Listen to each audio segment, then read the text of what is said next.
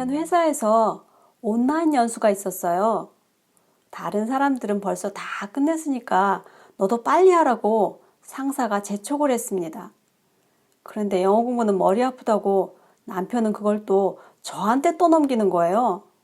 그래, 집에서 논다는 죄로 할 수 없이 제가 남편 대신 캐나다 원주민에 대한 강의를 듣게 되었습니다. 어렸을 때 TV에서 종종 서부 영화를 봤는데요.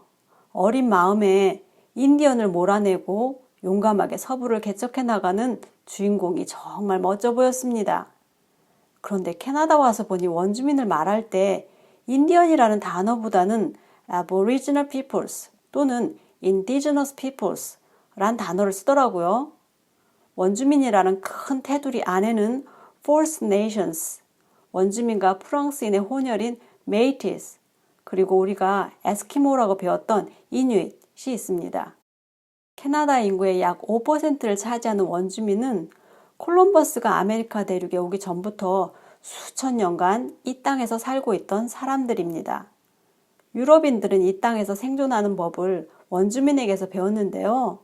철로 된 도구나 무기 등을 원주민의 모피나 식량과 교환을 하며 모피무역이 시작됩니다. 하지만 모든 것에는 영혼이 깃들어 있고 사람은 집에서 배워야 하며 땅은 누구의 소유도 될 수 없다는 원주민과 유일신을 믿으며 사람은 집과 학교에서 배울 수 있고 땅은 재산으로 소유할 수 있다는 유럽인과는 너무나 큰 생각의 차이가 있었습니다. 협정을 맺는다는 것도 원주민에겐 우정을 나누고 평화와 신뢰의 표현인 반면에 유럽인에게는 항복과 권리의 양도를 의미했으니까요. 18세기 중반 영국과 프랑스 간 전쟁에서 결국 영국이 승리를 거두게 됩니다. 유럽에서 유입된 천연두로 면역력이 없던 수만 명의 원주민들이 죽음을 당하기도 하고요. 그래서 19세기가 되면 원주민은 그야말로 수적으로 마이너리티가 되어 더 이상 파트너가 아니라 소위 진보의 방해물로 보이기 시작합니다.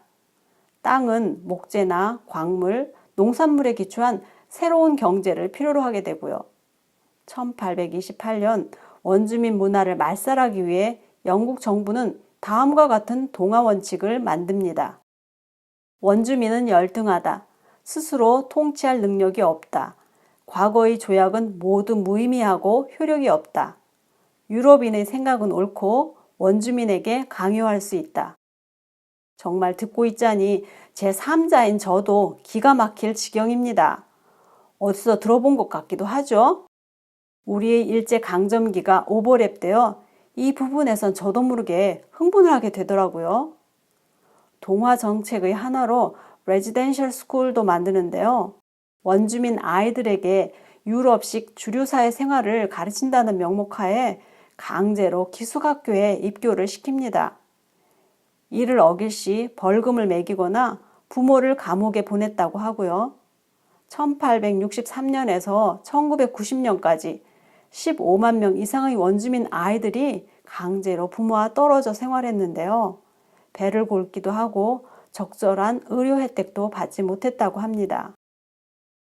모국어를 사용하거나 부족의 전통을 고수했다고 과도한 체벌을 받기도 하고 육체적, 성적 학대를 당하기도 했고요.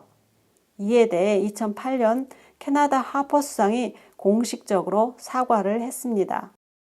간신히 1960년이 되어서야 원주민에게 연방 선거권이 주어지고 전통의식 참가나 거주 이전의 자유와 함께 술을 마실 수 있는 권리가 주어졌다고 합니다.